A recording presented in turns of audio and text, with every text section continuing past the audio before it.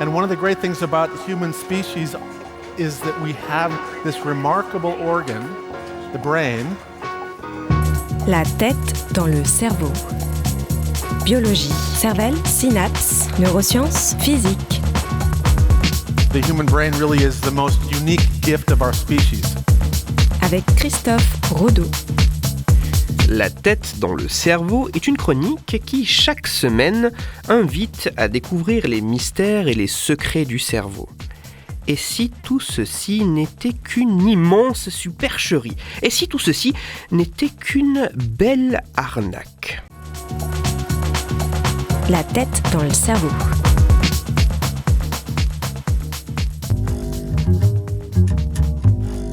Cette chronique est un peu spéciale, car il s'agit de la 100e chronique de la tête dans le cerveau.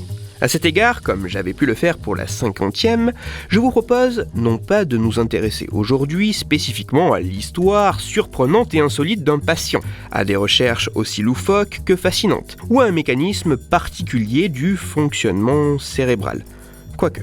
Non, je vous propose que nous nous questionnions ensemble sur les neurosciences et sur notre jugement autour de ce qui est neuroscientifique.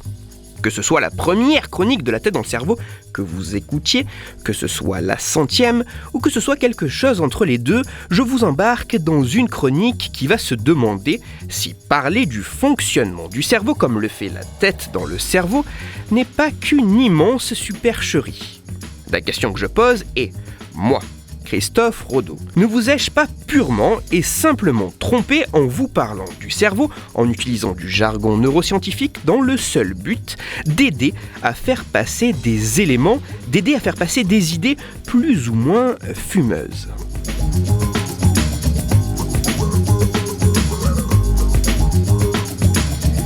À ce stade de la chronique, vous pourriez vous demander, et à raison, mais qu'est-ce qu'il se passe ? Vers où veut-il partir ?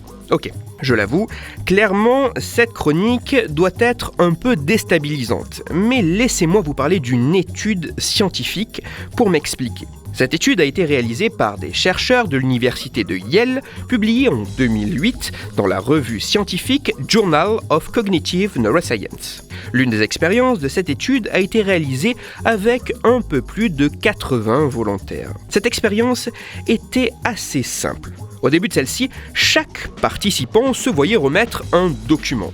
Sur ce document, 18 phénomènes psychologiques étaient décrits dans un paragraphe et expliqués en une courte phrase. La tâche demandée aux participants par les chercheurs était de noter le niveau de satisfaction qu'avait apporté la phrase explicative sur une échelle entre -3 et +3. -3 signifiant que la phrase était très insatisfaisante et +3 à l'inverse que la phrase explicative était très satisfaisante. La subtilité de l'expérience résidait dans ce que contenait cette phrase explicative que les participants devaient évaluer.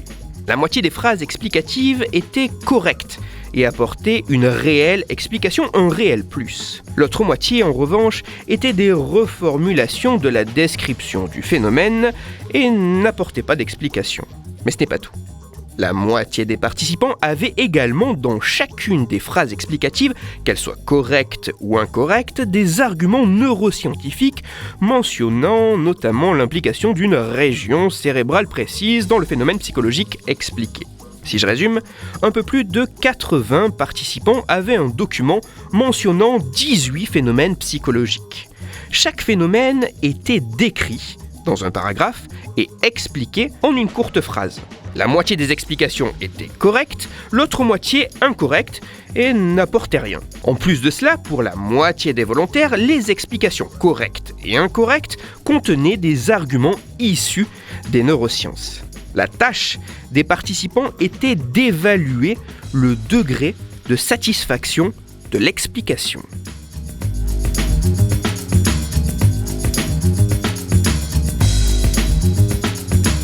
Les résultats de cette étude sont purement ahurissants.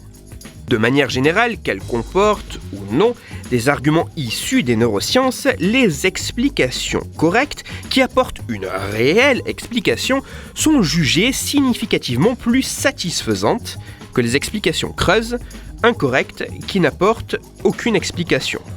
Pour l'instant, rien de très étonnant. Le meilleur arrive. Deuxième résultat.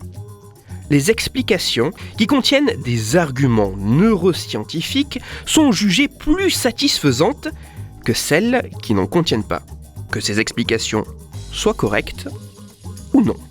En d'autres termes, saupoudrer des arguments issus des neurosciences dans une explication correcte ou totalement creuse permet à cette explication d'être mieux évaluée. Et ce n'est pas tout. Une analyse plus poussée montre que la présence d'arguments neuroscientifiques ne semble pas simplement augmenter l'appréciation des explications correctes et incorrectes de manière identique. Non.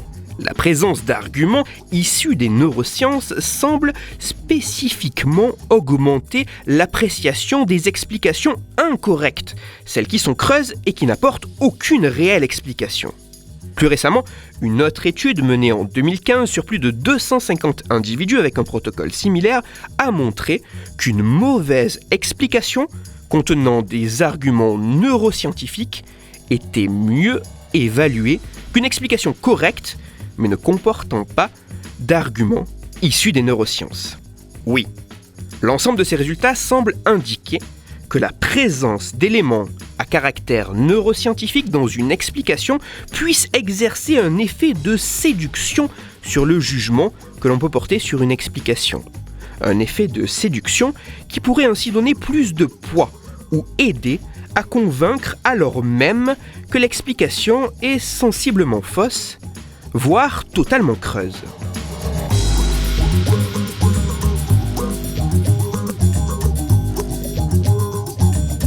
En montrant que la simple présence d'un soupçon de neurosciences peut rendre une explication, un texte, un produit plus sexy et convaincant, il serait totalement logique que vous vous posiez certaines questions. Notamment sur ce qui est fait avec ces 100 chroniques de la tête dans le cerveau, où semaine après semaine, je parle de sujets divers afin d'essayer d'un peu mieux comprendre notre fonctionnement cérébral et corporel en interaction avec le monde qui nous entoure, le tout agrémenté d'une belle couche d'arguments neuroscientifiques. Alors, est-ce que tout ceci n'est qu'une immense supercherie ? Vous ai-je purement et simplement abusé en vous parlant du cerveau, en utilisant du jargon neuroscientifique dans le seul but d'aider à faire passer certaines idées ? La réponse est heureusement et bien évidemment non. Tout ceci n'est pas une immense conspiration visant à faire passer des idées subversives, car en effet, par essence, ma démarche avec cette chronique est justement de lutter contre ce phénomène qui peut être qualifié de neuro-enchantement. Sans être exhaustif sur les sujets traités, l'idée de ces quelques minutes passées ensemble chaque semaine est d'ouvrir une porte sur une question intéressante et d'essayer d'en apporter un éclairage.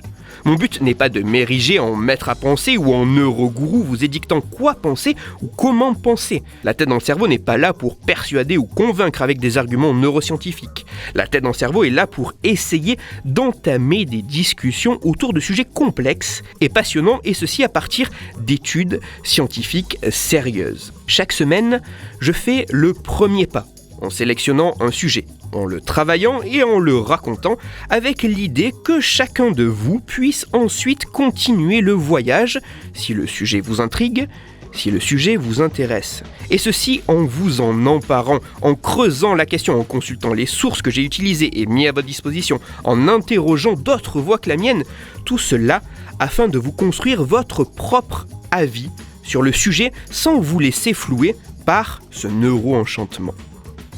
En conclusion de cette chronique un peu spéciale, je dirais que ce n'est pas parce que quelque chose sonne comme neuroscientifique que ce qu'il y a derrière l'est réellement. D'autant plus lorsque l'on sait que cette douce musique de neurosciences semble aider à nous convaincre et que certains n'hésitent pas à en jouer à tue-tête.